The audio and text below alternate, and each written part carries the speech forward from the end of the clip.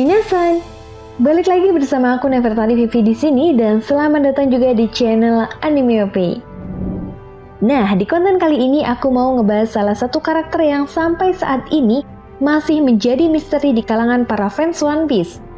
Ya, walaupun sebenarnya masih banyak karakter lainnya yang juga masih menjadi misteri, namun menurut aku karakter yang satu ini sangat menarik untuk kita bahas bersama.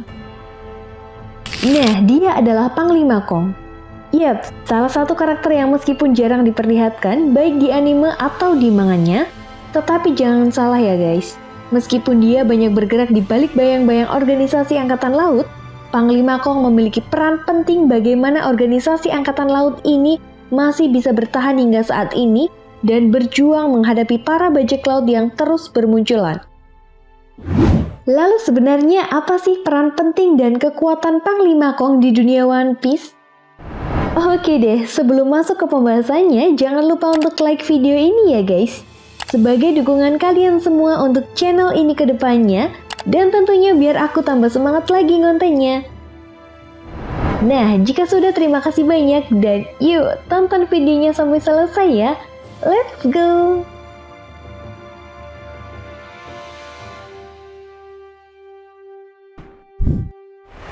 Nah, pembahasan kali ini akan kita mulai dari jabatan yang saat ini dipegang oleh Panglima Kong, yaitu dia adalah seorang kepala staf pemerintah dunia atau bisa disebut sebagai Panglima. Nah, sebenarnya tidak terlalu banyak informasi yang diketahui dari posisi atau jabatan ini guys. Namun jika diperhatikan, jabatan ini memiliki tugas atau wewenang untuk menjembatani antara pihak pemerintah dunia dan organisasi Angkatan Laut, di mana kepala staf pemerintah dunia akan memberikan petunjuk atau perintah yang kemudian diteruskan langsung kepada pihak Angkatan Laut. Nah, biasanya perintah ini akan langsung diberikan kepada seorang Fleet Admiral. Jelas, dilihat dari jabatannya saja, Kong bukanlah karakter sembarangan yang bisa dianggap remeh. Menjadi seorang Fleet Admiral saja bukanlah sesuatu hal yang sangat mudah, apalagi menjadi kepala staf pemerintah dunia. Oh ya, perlu diingat guys, di masa lalunya Panglima Kong pernah menjabat sebagai seorang Fleet Admiral, lebih tepatnya 27 tahun yang lalu, dan saat dieksekusinya Goldie Roger, Kong juga masih menjadi seorang Fleet Admiral. Hingga pada akhirnya, setelah dieksekusinya Goldie Roger, Kong naik jabatan dan posisi Fleet Admiral berikutnya ditempati oleh Sengoku. Selain itu guys, tentunya sebagai seorang kepala staf pemerintah dunia, Kong mempunyai kekuasaan penuh atas berbagai organisasi yang telah dia pimpin, di mana hal ini dapat kita lihat dari hierarki yang diperlihatkan di buku One Piece Yellow Grand Elements, di mana otoritas Kong hanya di bawah Gorosei dan Im Sama. Artinya, memang organisasi Angkatan Laut, Enies Lobby, Sipir Pool, dan bahkan senjata baru milik pemerintah dunia yaitu Serabim menjadi tanggung jawab dan kekuasaan penuh oleh seorang panglima. Di sisi lain, meskipun Kong saat ini memiliki jabatan yang bisa dibilang cukup tinggi, namun Kong masih terlihat memiliki hubungan yang sangat baik dengan Garp dan Sengoku. Bahkan, ketika Sengoku datang menemui Kong untuk mengundurkan diri sebagai seorang Fleet Admiral, Sengoku memanggil Kong dengan sebutan San, di mana kata San sendiri dalam bahasa Jepang biasanya digunakan untuk menghormati seseorang. Nah, dari sini bisa menjadi indikasi guys, jika dulunya Kong ini adalah guru dari Sengoku atau bisa jadi guru dari Monkey D. Garp. Oh iya, Kong juga diketahui begitu menghormati sosok Monkey D. Garp. Dan inilah yang menjadi salah satu alasan kenapa Garp pernah ditawari untuk naik promosi jabatan menjadi seorang Fleet Admiral. Yap, seperti yang kita tahu guys, setelah berhasil mengalahkan bajak laut Rocks bersama dengan Goldie Roger, Garp mendapatkan julukan sebagai seorang pahlawan Angkatan Laut, karena telah berhasil menyelamatkan para Angkatan Laut dan juga kaum naga langit. Namun Garp sendiri nggak mau disebut sebagai seorang pahlawan, dan tawaran untuk menjadi seorang Fleet Admiral pun ditolak oleh Garp. Iya, meskipun Garp menolak permintaan dari Kong, namun Kong selalu menghormati keputusan Garp termasuk ketika Garp memutuskan untuk pensiun dari Angkatan Laut. Tetapi berkat Panglima Kong, Saat ini Monkey D. Garp masih menjadi bagian dari Angkatan Laut dan menawarkan Garp mengisi posisi untuk melatih para Angkatan Laut muda sambil juga menjaga koneksi di antara mereka. Jelas, dari semua hal-hal yang pernah diperlihatkan sampai sejauh ini, Panglima Kong menjadi salah satu karakter yang sangat dinantikan kemunculannya oleh para fans One Piece.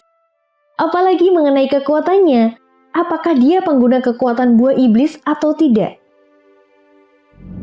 Tetapi menurut aku sih, jika dilihat dari pola kekuatan buah iblis yang dimiliki oleh para Fleet Admiral yang pernah menjabat, ada kemungkinan besar Kong adalah pengguna kekuatan buah iblis Paramecia. Nah, kalau buah iblis Gura-Gura no Mi adalah buah iblis Paramecia terkuat yang mampu menghancurkan lautan dan daratan, bisa jadi kemungkinan besar buah iblis Paramecia yang dimiliki oleh Kong adalah buah iblis Paramecia terkuat yang mampu menghancurkan udara atau menciptakan sebuah perubahan iklim. Ya, meskipun sebenarnya buah iblis Mythical Zoan lah yang sangat cocok dimiliki oleh Kong, namun perlu diingat, Oda Sensei ini sering sekali menciptakan sebuah plot twist. Seperti halnya Admiral Ryokugyu yang diyakini kuat pengguna kekuatan buah iblis Zoan, tapi nyatanya dia adalah pengguna kekuatan buah iblis Logia, guys. Selain itu, jelas Panglima Kong juga memiliki kekuatan haki yang sangat dahsyat. Apalagi Kong ini adalah seorang kepala staf pemerintah dunia. Rasanya aneh aja sih, bila seorang Panglima Kong tidak memiliki kekuatan haki, apalagi seperti yang udah aku jelasin di awal tadi, guys. Monkey D. Garp dan Sengoku yang diyakini merupakan murid dari Kong aja mampu mengalahkan seorang bajak laut legenda yaitu Shiki. Dan Monkey D. Garp yang bekerja sama dengan Goldie Roger mampu mengalahkan bajak laut Rox. Menurut aku sih tidak menutup kemungkinan jika saat itu seorang Panglima Kong yang turun tangan langsung, rasanya Panglima Kong bisa mengalahkan seorang bajak laut legenda seperti Shiki dan juga Rox di sebek seorang diri. Oh iya guys, selain itu ada teori yang sangat menarik. Jika sebenarnya Kong adalah dalang terbentuknya organisasi rahasia SWORD, di mana seperti yang kita tahu, bahwa organisasi rahasia ini berdiri di kubu Angkatan Laut untuk mengawasi pihak pemerintah dunia dan juga Angkatan Laut sendiri. Nah, banyak yang beranggapan jika orang-orang yang bergabung dalam organisasi rahasia ini adalah Angkatan Laut yang memiliki keadilan yang malas atau keadilan yang dapat ditegakkan dengan berbagai cara. Tergantung situasi dan kondisi. Di mana seperti yang kita tahu, Panglima Kong pun memiliki paham keadilan ini. Di mana diyakini masih ada orang-orang yang memiliki jabatan yang jauh lebih tinggi dari Koby yang menjadi otak agar organisasi ini tetap menjalankan misi dan tujuannya.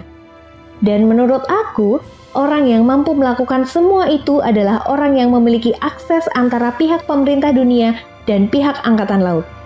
Siapa lagi kalau bukan Panglima Kong? Ya, sebuah jabatan yang sangat strategis untuk membantu agar organisasi ini tetap ada dan bisa menjalankan misinya dengan aman.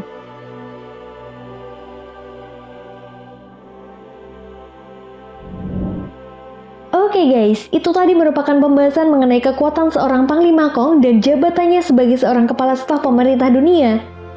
Jadi gimana nih menurut nakama semua tentang pembahasan kita kali ini? Jika kalian punya pendapat lain, silahkan tulis pendapat kalian di kolom komentar ya. Dan jangan lupa untuk like, subscribe, dan share video ini biar Mimin Vivi tambah semangat lagi ngontennya. Oke, sampai di sini dulu ya guys pembahasan kita kali ini dan sampai jumpa lagi di pembahasan berikutnya. Bye-bye!